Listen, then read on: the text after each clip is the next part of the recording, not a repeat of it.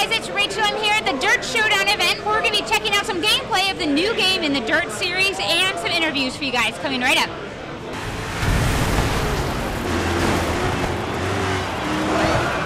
Hey guys, I'm here with Ian, who is the associate producer on DiRT Showdown. Now Ian, there's a lot of buzz going on about DiRT Showdown and a lot of the changes that are coming and being made to the series. What can you tell me about those? Yeah, so with DiRT Showdown, we tried to take some of the successes from DiRT 3 and then maybe some of the things in DiRT 3 that maybe jarred with some kind of players, and then develop something that really was a package that could be picked up by anybody and they can play it straight out of the box. So we've done stuff to the handling, we've done stuff to include game modes that are really just instantaneously gratifying, really fun to pick up and play, like our destruction modes, where you just smash things up and try and take out all the other players. And also we looked at the Gymkhana stuff from DiRT 3 and tried to maybe make that a little bit more accessible and intuitive for the players that maybe struggle with it before. Right, so now you guys have maybe made the game a little bit more accessible to people like me who like to race games and just destroy and race like a maniac. Yeah, well actually what we really simplified it down to sort of three key markers for what we wanted to do with the game. So there's like speed, just to go fast and get past everybody. So now we've included like a nitrous boost, which you can use sort of strategically to get ahead of your rivals. And then there's destruction, which is, you know, it's obvious you want to see stuff break off your car and you want to see stuff blow up and go crazy. And then basically the final mode is what we're showing off tonight, which is the Hoonigan game mode, which is like the Gymkhana from DiRT 3. But we've developed it and we've really, like I said, we've made it more intuitive for players and we've tried to make that as accessible as possible this time around. What about some of the new online components? Yes, so this time around, not only do we support the 8-player online and 2-player split screen, but we've also included a challenge mode. So basically, rather than just all of your online interactions not being worth anything, the Showdown career, which is called the Showdown Tour, you'll be getting cash through there, and you'll be getting using that cash, for upgrades and buying new cars. So actually, we've included a challenge system where if you challenge your friends and then you beat them or they beat you, there's cash available, it's up for grabs, and the person that gets it can then take that sort of multiplayer online aspect and then spend the cash in their career. So it's all sort of worth something. Okay, and you mentioned getting cash and upgrades and everything. Is there like a car customization kind of part to this game? Yes, so actually for the first time we're allowing the player to upgrade their vehicle. So basically they're able to, by paying some cash, they can upgrade their car in three key different attributes. There's the strength of the car, there's the speed of the car, and then there's the agility and handling. So that's basically whether or not it handles well in the corners. The strength is obviously important for the destruction modes where you want to be able to take hits and then also deal them out as well. And then power is obviously to make the car go faster. Awesome. And when can we expect this game to come out? Yes, so DiRT Showdown, the demo will be out at the start of May, and then the final game will be available on PlayStation 3, Xbox 360, and PC on Steam at the end of May. All right, well, you guys heard it here. Make sure you check out that demo of DiRT Showdown coming out to you in May.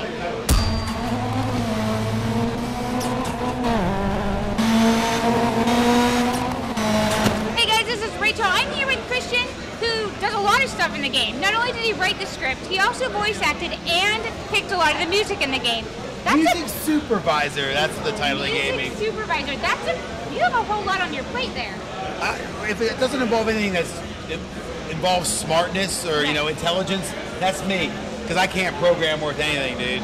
Sounds like my kind of job. Yeah, it's awesome, dude. I'm in charge of the sound, so it's fun. It's the fun job.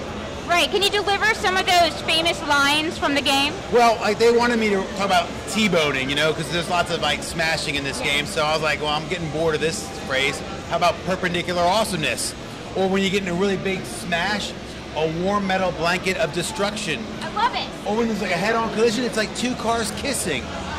I love it already. Aww. You're a genius. Hey, well, you're a good judge of character. I think so. Can you tell me about some of the music that will be in the game?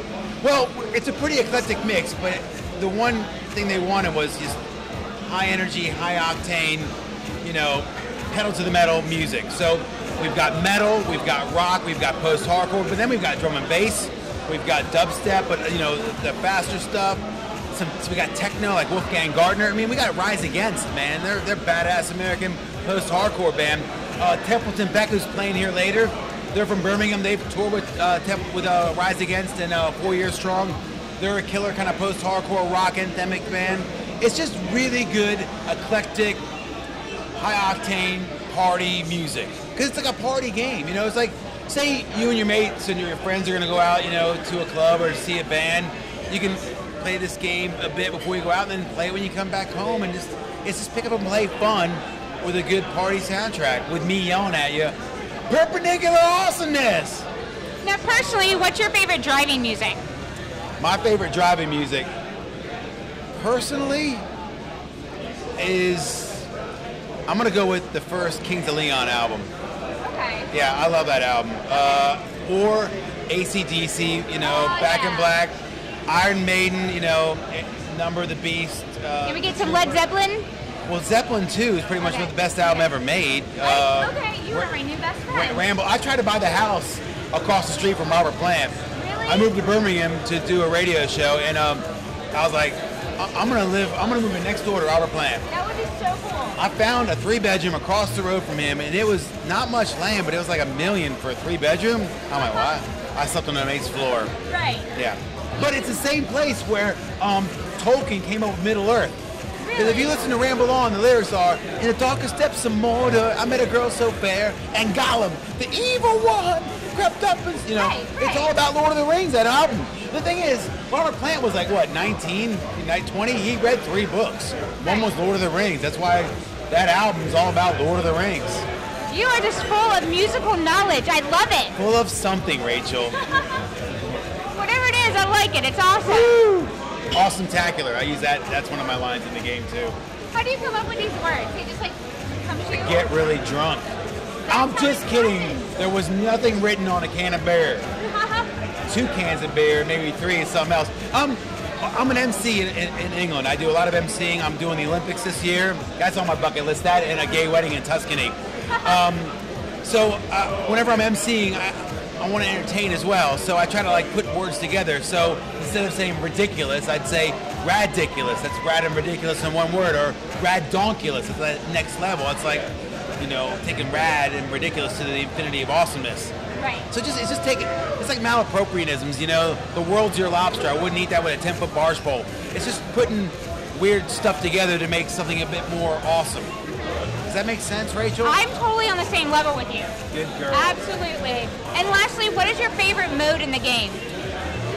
I've been playing Smash and Grab today. That's awesome. I like racing like 7 other dudes or babes or whatever. You know, I like being in a pickup truck, you know, or a buggy, just, you know, bumping into people. You know, crashing. Yeah, I like racing and smashing, but the game modes in this thing are awesome. And I also like hooning. You know, I like trying to get my car into a drift and doing some donuts, you know. The whole thing, seriously, I did Dirt 2 and Dirt 3 with these guys. I work with them on that. Those are good games. But this is the one I've been dying to make. Because this is like fun and party mode, and it's just more social. Right. You know what I mean?